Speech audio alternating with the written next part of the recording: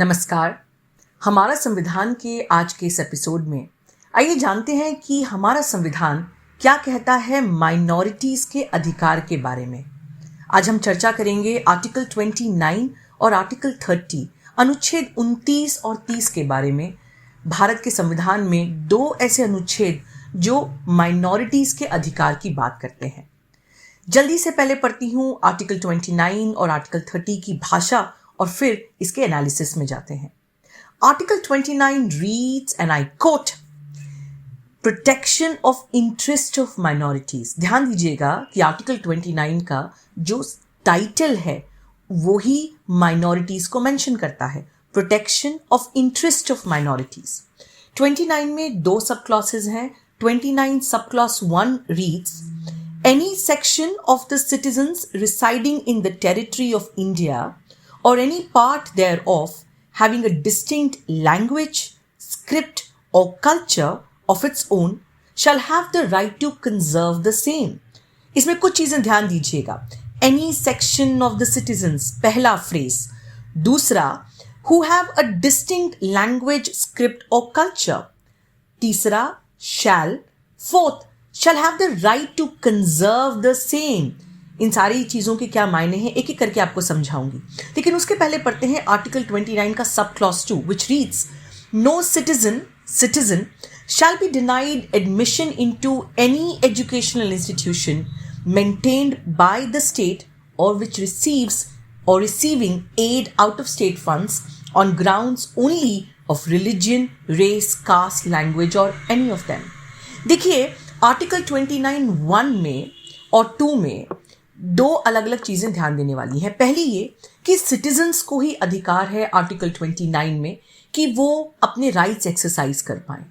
29 1 में group of people, एक section of citizens को अधिकार दिया गया है कि यदि उनकी डिस्टिंक्ट लैंग्वेज है, डिस्टिंक्ट भाषा है, स्क्रिप्ट है या कल्चर है तो वो उसे कंजर्व कर सकते हैं, उसे प्रोटेक्ट कर सकते हैं। और आर्टिकल 29 2 में किसी ग्रुप को अधिकार नहीं दिया गया। इंडिविजुअल सिटीजन्स, व्यक्ति विशेष जो नागरिक हैं, उन्हें अधिकार दिया गया कि यदि कोई भी एजुकेशनल इंस्टीट्यूशन जिसमें सरकार की तरफ से एड आता है या पैसे आते हैं तो ऐसे एजुकेशनल इंस्टीट्यूशंस में रिलीजन के नाम पे, रेस के नाम पे, कास्ट के नाम पे या भाषा के नाम पे किसी भी प्रकार से डिस्क्रिमिनेशन नहीं किया जा सकता। मतलब सिंपल सी बात कि यदि मानिएगा कोई स्कूल है, कोई कॉलेज है जिसमें सरकार की तरफ से फंड आ रहा है तो ये नहीं कहा जा सकता कि फला धर्म के व्यक्ति को, फला जाति के व्यक्ति को या फला व्यक्ति जो फला भाषा बोलता है उसको हम इस एजुकेशनल इंस्टीट्यूशन में दाखिला नहीं देंगे क्योंकि उसमें पैसा सरकार का आ रहा है। प्रथम दृष्टा प्राइमा फेसाई जब हम आर्टिकल 29 की भाषा पढ़ते हैं तो लगता है कि ये काफ़ी सिमिलर है आर्टिकल 15 के। यदि आपने पुराने वीडियोस देखे हैं और आपको आर्टिकल 15 के बारे में याद है तो आर्टिकल 15 कहता है कि किसी भी प्रकार का discrimination religion, race, caste, gender के नाम पे प्रोहिबिटेड है। तो आपके जहन में सवाल आ सकता है कि आर्टिकल 15 और आर्टिकल 29 में क्या डिफरेंस है। देखिए, पहली बात तो ये कि आर्टिकल 15 एक ब्रॉड अम्ब्रेला प्रोविजन है। आर्टिकल 29 कहीं ना कहीं एक उसका स्पेसिफिक सबसेट की बात कर रहा है क्योंकि ये कल्चरल एंड एजुकेशनल राइट्स की बात कर रहा है। तो 29 में भी कहा गया है कि किसी प्रकार का डिस्क्रिमिनेशन प्रोहिबिटेड है, लेकिन जहां आर्टिकल 15 में सब तरह की डिस्क्रिमिनेशन और सारी जगहों पर डिस्क्रिमिनेशन प्रोहिबिटेड है, आर्टिकल 29 स्पेसिफिकली मेंशन करता है कि किसी भी माइनॉरिटी के अगेंस्ट, उसके व्यक्ति के खिलाफ उसको एजुकेशनल इंस्टीट्यूशन में दाखिला ना देना, ऐसे में जहाँ पे सरकार का पैसा आ रहा है, और हर ग्रुप को ये अधिकार कि वो अपनी लैंग्वेज, अपनी भाषा और अपना स्क्रिप्ट जो है उसको कंजर्व कर सके। तो स्पेसिफिक राइट्स की बात हो रही है आर्टिकल 29 में। ये भी देखा गया है कि आर्टिकल 15 में जब हम आर्टिकल 15 इन्वोक करते हैं तो सरकार के खिलाफ इन्वोक करते हैं, स्टेट के खिलाफ इन्वोक करते हैं, लेकिन आर्टिकल 29 में स्टेट के साथ यदि और भी कोई एजुकेशनल इंस्टीट्यूशन है, मानिएगा कि माइनॉरिटी इंस्टीट्यूशन है या मेजॉरिटी इंस्टीट्यूशन है, लेकिन केवल स्टेट की तरफ से कुछ फंड आ रहा है, तो वैसे में भी हम आर्टिकल 29 सब क्लॉज 2 को इन्वोक कर सकते हैं। इसमें 2-3 लीगल नुआंसेस मैं और आपको समझाना चाहती हूँ। देखिए, सुप्रीम कोर्ट ने कहा कि चूंकि आपको अपनी भाषा, कल्चर और स्क्रिप्ट को बचाने का, कंजर्व करने का अधिकार है, यदि कोई ग्रुप ऑफ पीपल एजिटेट करते हैं, अपनी भाषा को बचाने के लिए, मानेगा कि किसी भाषा के साथ डिस्क्रिमिनेशन किया जा रहा है, तो ऐसे में यदि वो लोग एजिटेट करते हैं तो उसे भी कॉन्स्टिट्यूशनल प्रोटेक्शन दी जाएगी। एक चीज़ और ध्यान दीजिएगा, आर्टिकल 29 में सब क्लॉज 1 या 2 में पहले की तरह जो हमने फंडामेंटल राइट्स देखे उनकी तरह कोई रीजनेबल रिस्ट्रिक्शन नहीं दिया हुआ है।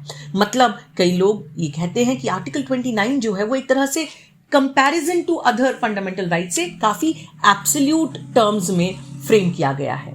और एक बात और कि यहाँ के टाइटल में वर्ड माइनॉरिटीज यूज किया गया है। इनफैक्ट ये जो शब्द है माइनॉरिटी या माइनॉरिटीज, इसे आर्टिकल 29, अभी हम पढ़ेंगे आर्टिकल 30 और 2 आर्टिकल्स में संविधान में यूज किया गया है। 4 जगह माइनॉरिटी शब्द आता है, लेकिन इस शब्द माइनॉरिटीज को कहीं पे भी डिफाइन नहीं किया गया है। तो माइनॉरिटीज मतलब क्या? अल्पसंख्यक, चाहे वो धर्म के नाम पर हो, जाति के नाम पर हो या भाषा के नाम पर। तो क्यों ये हमारे संविधान बनाने वालों के जहन में आया कि भारत में अलग अलग तरह के जो अल्पसंख्यक लोग हैं उनके लिए स्पेशल अधिकार देने की जरूरत है, इस पर थोड़ा सा मैं आपको बैकग्राउंड या कॉन्स्टिट्यूशनल हिस्ट्री में लेके जाना चाहती हूँ। देखिए, जब पार्टीशन के पहले जब भारत का संविधान बन रहा था तो ये बात सारे संविधान बनाने वालों को साफ थी कि भारत में यूनिटी इन डाइवर्सिटी है, अलग अलग तरह के लोग रहते हैं, अलग अलग तरह की भाषाएं बोलते हैं, अलग अलग तरह के कल्चर अपनाते हैं। तो ऐसे में ना सिर्फ मेजॉरिटी लेकिन अल्पसंख्यकों के भी अधिकार पर बातचीत होना जरूरी है, ये बात काफी साफ थी। तो एक कमेटी बनाई गई, उस कमेटी का नाम था advisory committee on fundamental rights and minorities, और इसकी चेयरमैनशिप, इसकी अध्यक्षता कर रहे थे सरदार वल्लभ भाई पटेल। इस कमेटी में काफी लंबे डिस्कशंस हुए, लगभग 2 साल तक ये डिस्कशंस चले। कमेटी के अंदर और भी बहुत सारी सब कमिटीज बनी और इनिशियली प्रारंभिक तौर पर 10 अनुच्छेद संविधान में जोड़े गए। आर्टिकल 292 से लेके 301 तक ये संविधान का पुराना ड्राफ्ट था। वहां पर अलग अलग अल्पसंख्यकों के क्या क्या अधिकार हों इनको सम्मिलित किया गया। अलग अलग सजेशंस थे। मानिएगा पहले इस बात पे भी काफी डिबेट हुआ कि जो लेजिस्लेटिव बॉडीज हैं, चाहे वो स्टेट लेजिस्लेटिव असेंबलीज हो, चाहे पार्लियामेंट हो, क्या उनमें भी अल्पसंख्यकों को रिजर्वेशन दिया जाना चाहिए धर्म के नाम पर।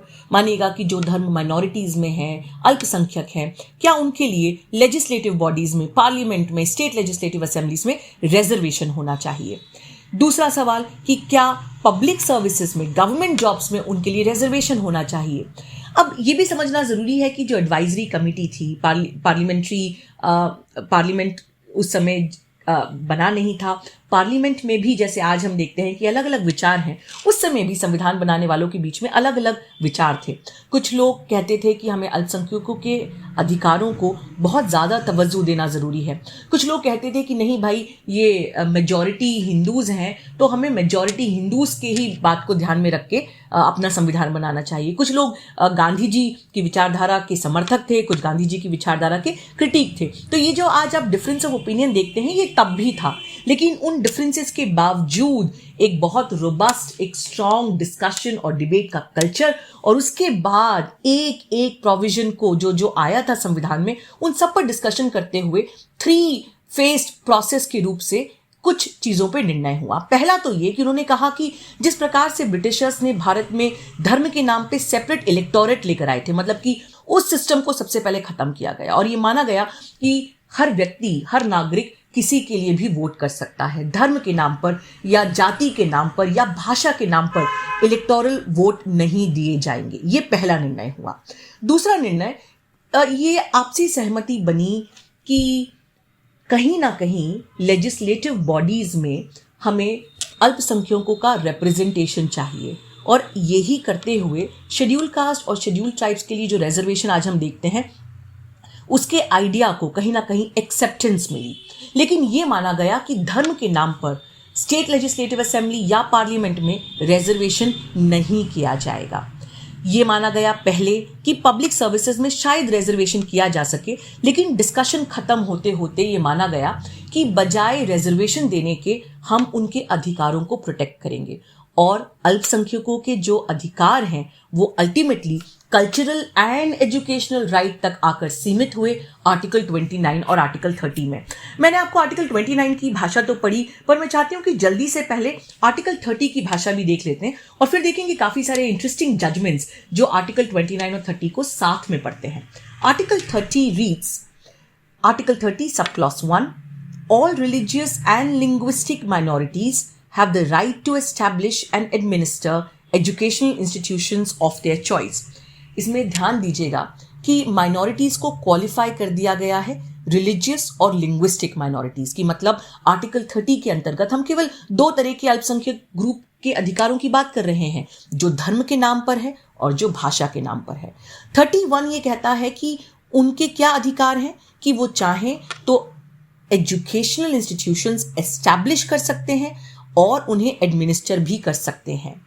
आर्टिकल 30 सब क्लॉज 2 कहता है the state shall not when granting aid to educational institutions discriminate against any educational institution on the ground that it is under the management of a minority whether based on religion or language। सरकार जब in educational institutions को add दे रही होगी, पैसा दे रही होगी, तो इस बात पर डिस्क्रिमिनेट नहीं कर सकती कि वो या उसका मैनेजमेंट किसी पर्टिकुलर धर्म के लोग या भाषा बोलने वाले लोग चला रहे हैं। मतलब 30 सब क्लॉज 2 तो काफ़ी साफ है कि जब एजुकेशनल इंस्टीट्यूशंस को एड देने की बात आए तो सरकारों को डिस्क्रिमिनेट नहीं करना चाहिए। जिन एजुकेशनल इंस्टीट्यूशंस की जो रिक्वायरमेंट है उसके हिसाब से उन्हें एड दिया जाना चाहिए। और 31 ये कहता है कि जितनी भी रिलीजियस और लिंग्विस्टिक माइनॉरिटीज हैं वो चाहें तो अपनी पसंद का स्कूल एस्टैब्लिश कर सकती हैं। अब ये आर्टिकल 31 पर मैं आपको एक पुराना 1954 का जजमेंट जल्दी से आपके साथ शेयर करना चाहती हूँ। केस था state of Bombay versus Bombay education society, 1954 का केस है। और इंटरेस्टिंगली ये पहला सिग्निफिकेंट केस था जो इंडिया के लेजेंडरी लॉयर नानी पालकीवाला जी ने जिसमें बहस करी। एक तरफ थे नानी पालकीवाला और वो रिप्रेजेंट कर रहे थे बार्नेस हाई स्कूल को। बार्नेस हाई स्कूल एक एंग्लो इंडियन स्कूल था जहाँ पे भाषा का जो माध्यम था वो अंग्रेजी था। और सरकार को या दूसरी तरफ जो थे वो थे दूसरे बहुत बड़े वकील MC सीतालवाद। इसमें फैक्ट्स क्या थे? देखिए, एक सर्कुलर निकाला गया स्टेट ऑफ बॉम्बे के द्वारा। स्टेट ऑफ बॉम्बे उस समय का स्टेट ऑफ बॉम्बे 1954 की बात करें, एक सर्कुलर निकला और वो सर्कुलर में ये लैंग्वेज थी। मैं लैंग्वेज पढ़ देती हूँ सर्कुलर की। इन कोट्स, नो प्राइमरी और secondary school shall from the date of this order admit to a class where English is used as the medium of instruction any pupil other than a pupil belonging to a section of citizens the language of which is English, namely Anglo-Indians and citizens of non-Asiatic descent। सरल भाषा में जिन स्कूलों में अंग्रेजी पढ़ाई जा रही है वहां पर केवल उन्हीं बच्चों का दाखिला हो जो ऐसे परिवारों से आते हैं जिनकी प्राइमरी भाषा अंग्रेजी है। मतलब मानिएगा कि मैं मराठी बच्चा हूं और मेरे आसपास एंग्लो इंडियंस का एक स्कूल है जहां पे अंग्रेजी बोली जाती है, तो क्योंकि मेरी भाषा अंग्रेजी नहीं है, इस सर्कुलर के हिसाब से मुझे उस अंग्रेजी स्कूलों में दाखिला नहीं दिया जा सकता। तो नानी पालकीवाला जी ने कहा कि देखिए, पहली बात तो ये कि एजुकेशनल माइनॉरिटी, रिलीजियस और लिंग्विस्टिक माइनॉरिटीज को यदि आपने एजुकेशनल इंस्टीट्यूशन सेटअप करने का अधिकार दिया है आर्टिकल 30 में, तो आप ये कैसे कह सकते हैं कि उस भाषा को नहीं बोलने वाले बच्चे उस स्कूल में दाखिला नहीं ले सकते? मानिएगा मेरे माँ बाप चाहते हैं कि मैं अंग्रेजी माध्यम से पढ़ूं, तो मुझ पर ये क्यों बैन हो कि यदि एंग्लो इंडियंस ने कोई स्कूल एस्टैब्लिश किया है तो उसमें मैं दाखिला नहीं ले सकती? और उन्होंने एक और बहुत अच्छा आर्ग्यूमेंट दिया, एक बहुत अच्छी दलील दी। उन्होंने कहा कि इस सर्कुलर से इफेक्ट क्या होगा कि यदि मेरी मातृभाषा अंग्रेजी नहीं है तो मैं अंग्रेजी स्कूल नहीं जा सकती पढ़ने के लिए, लेकिन मानिएगा कि मेरे ही गांव में, मेरे ही शहर में एक दूसरा स्कूल है जहाँ पे मानिएगा मराठी भाषा बोली जाती है, लेकिन मैं ओरिजिनली जो है वो राजस्थान से आती हूँ, मेरे घर पे राजस्थानी बोली जाती है, तो मैं मराठी बोलने वाले स्कूल में तो दाखिला ले सकती हूँ, लेकिन मैं अंग्रेजी बोलने वाले स्कूल में इस सर्कुलर के बाद एडमिशन नहीं ले पाऊंगी। MC सीतालवाद जी ने कहा कि देखिए, आर्टिकल 29 और 30 जो है वो काफी रिस्ट्रिक्टेड हैं और आर्टिकल 29 सब क्लॉज 2 में एक शब्द उपयोग हुआ है ओनली, उसे ध्यान रखना जरूरी है। तो इस प्रकार की दलील उन्होंने दी कि ये जो सर्कुलर है वो सही है। अल्टीमेटली कोर्ट ने इसमें कहा कि आर्टिकल 29 और 30 माइनॉरिटीज के अधिकारों को प्रोटेक्ट करता है और इस प्रकार का जो सर्कुलर है वो संविधान के अगेंस्ट में है, अनकॉन्स्टिट्यूशनल है, और ऐसे करके पालकीवाला जी की जो उन्होंने अपने पॉइंट्स रखे थे उन पॉइंट्स की उनकी जीत हुई इस मामले में। तो इससे हमें समझ में आता है कि देखिए, सिर्फ ये कह देना कि अल्पसंख्यकों को अधिकार है एजुकेशनल इंस्टीट्यूशन सेटअप करने का, लेकिन फिर उसमें ये इस प्रकार के रिस्ट्रिक्शंस लगा देना कि बाकी लोग वहां पे एडमिशन नहीं ले सकते, इसे असंवैधानिक करार दिया गया।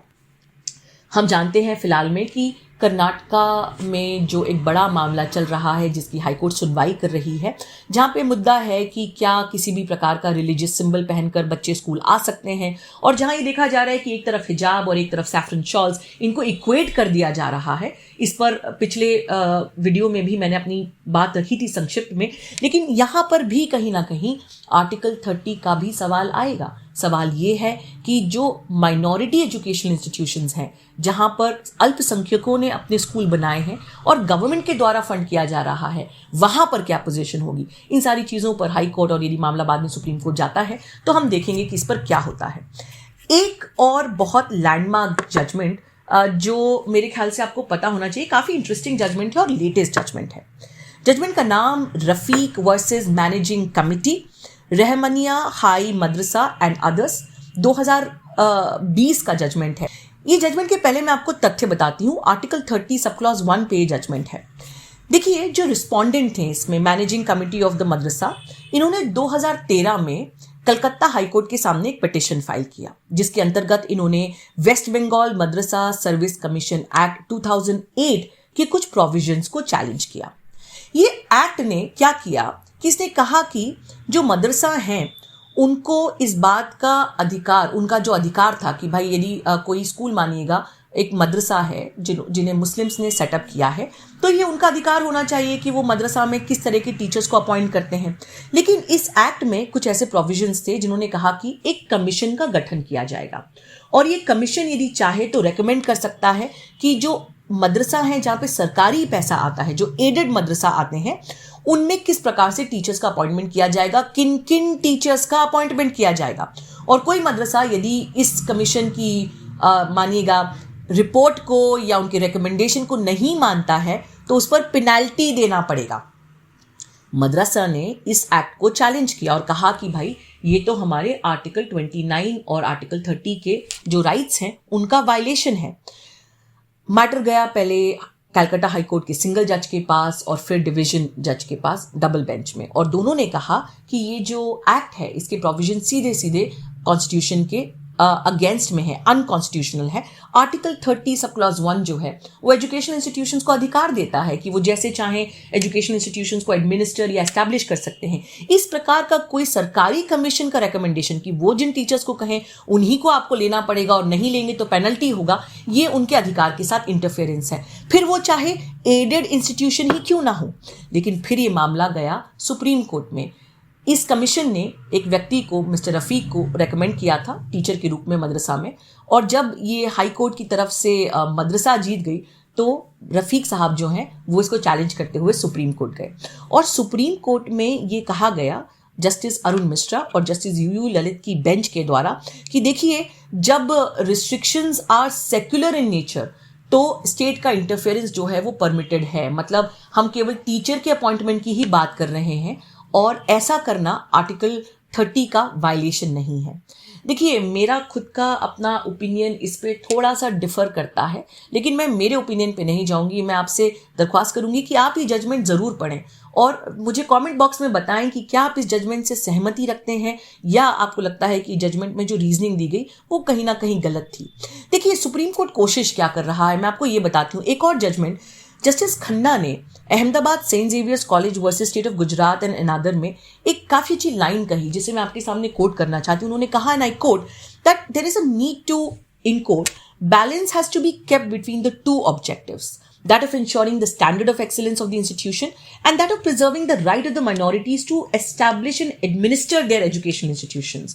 मतलब दो चीज़ों में बैलेंस लाने की ज़रूरत है। एक तरफ ये कि जो स्कूल्स हैं उनमें एक्सीलेंस, एकेडमिक एक्सीलेंस होना, मतलब उनके टीचर्स कैसे अपॉइंट हो रहे हैं, इस बात में एक्सीलेंस आना चाहिए। और दूसरा ये कि उन अल्पसंख्यक ग्रुपों का अपना अधिकार कि वो अपने एजुकेशन इंस्टीट्यूशंस को अपनी पसंद से एस्टैब्लिश और एडमिनिस्टर कर सकें।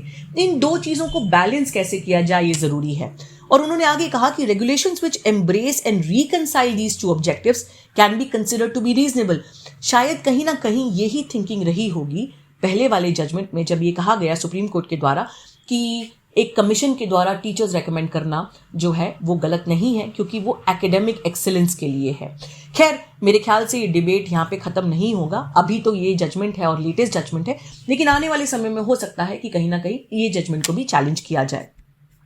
देखिए, एक और जजमेंट, लास्ट का छोटा सा judgment, Ravneet Kaur versus Christian medical college, 1998 का ये केस है। यहाँ पे कोर्ट ने कहा कि जो प्राइवेट इंस्टीट्यूशंस हैं जिन्हें सरकार के द्वारा एड दिया जा रहा है, वो भी आर्टिकल 29 और 30 के तहत किसी भी प्रकार से धर्म, जात, भाषा के ग्राउंड पर डिस्क्रिमिनेट नहीं कर सकते। आर्टिकल 29 और 30 माइनॉरिटीज के अधिकारों को प्रोटेक्ट करते हैं, लेकिन सुप्रीम कोर्ट ने यह भी कहा कि ना सिर्फ माइनॉरिटीज, यदि मेजॉरिटी के भी अपनी भाषा है, अपना कल्चर है, उसे भी प्रोटेक्ट किया जाएगा।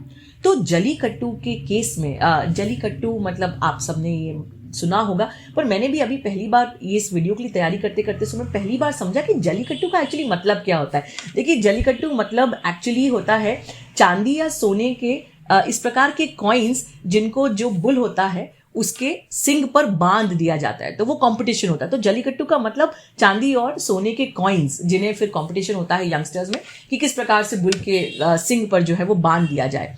तो जलीकट्टू के जजमेंट में भी काफ़ी इंटरेस्टिंग क्वेश्चन था, क्योंकि तमिलनाडु में ये कहा गया, तमिलनाडु सरकार की तरफ से दलील दी गई कि लगभग 70 से 80% लोग जो हैं वो इस स्पोर्ट में पार्टिसिपेट करते हैं, तो ये सिर्फ स्पोर्ट नहीं है, ये हमारा कल्चर है। तो आर्टिकल 29 में जहाँ पे कल्चर की बात हो रही है, क्या एक सरकार, एक पूरा स्टेट अपने कल्चर के प्रोटेक्शन के लिए भी आर्टिकल 29 इन्वोक कर सकता है? वहाँ पर भी आर्टिकल 29 और 30 को लेकर ये काफ़ी इंटरेस्टिंग सवाल उठा और फिर इसे लार्जर बेंच को रेफर भी किया गया। तो आर्टिकल 29 और 30 एक लंबी प्रोसेस के बाद भारत में जो अल्पसंख्यक हैं उनको देखते हुए बनाए गए। जैसे कि गांधी जी ने कहा था कि the hallmark of a civilisation is protection of its minorities. एक सिविलाइजेशन अपने अल्पसंख्यकों की रक्षा कैसे करता है, ये इस बात का सबूत है कि वो सिविलाइजेशन कितना उम्दा है। तो आज जहां हम देख रहे हैं कि मेजॉरिटेरियनिज्म कहीं ना कहीं राइड कर रही है और माइनॉरिटीज़ जो है वो अपने आप को खतरे में पा रहे हैं, ऐसे में ज़रूरी है कि हम फिर एक बार संविधान की ओर अपना रुख करें और देखें कि संविधान ने किस प्रकार से बड़ी खूबसूरती के साथ अल्पसंख्यकों और मेजॉरिटी और माइनॉरिटी, इन सब के अधिकारों को हारमोनियस कंस्ट्रक्शन का रूप दिया। हमेशा लोग कहते हैं कि मेजॉरिटी के अधिकार हैं तो माइनॉरिटीज़ का क्या होगा, या माइनॉरिटीज़ की बात करेंगे तो मेजॉरिटी का क्या। लेकिन हमारा संविधान हमेशा हारमोनियस कंस्ट्रक्शन की बात करता है कि जहाँ मेजॉरिटी के अधिकार हैं वहाँ माइनॉरिटीज़ के भी हैं, और जहाँ कहीं इनका आपस में इस प्रकार से इन्हें पढ़ा जाए कि इनमें कोई आपसी कॉन्फ्लिक्ट ना हो, ये साथ साथ रह सके। इस प्रकार से संविधान द्वारा दिया गया मिडिल पाथ आर्टिकल 29 और 30 में तो साफ झलकता है। आपको ये वीडियो कैसा लगा? क्या आपको मज़ा आया? क्या आपको जजमेंट समझ में आए? क्या आपके सवाल हैं? हमेशा की तरह ज़रूर बताइएगा मुझे कमेंट बॉक्स में, और अगले हफ्ते पेश होंगी एक नए विषय के साथ। देखने के लिए बहुत बहुत धन्यवाद। मैं अधिवक्ता Avani Bansal. Get a sneak peek of exclusive content before everyone else for channel members only. Memberships start at ₹89. Hit the join button below.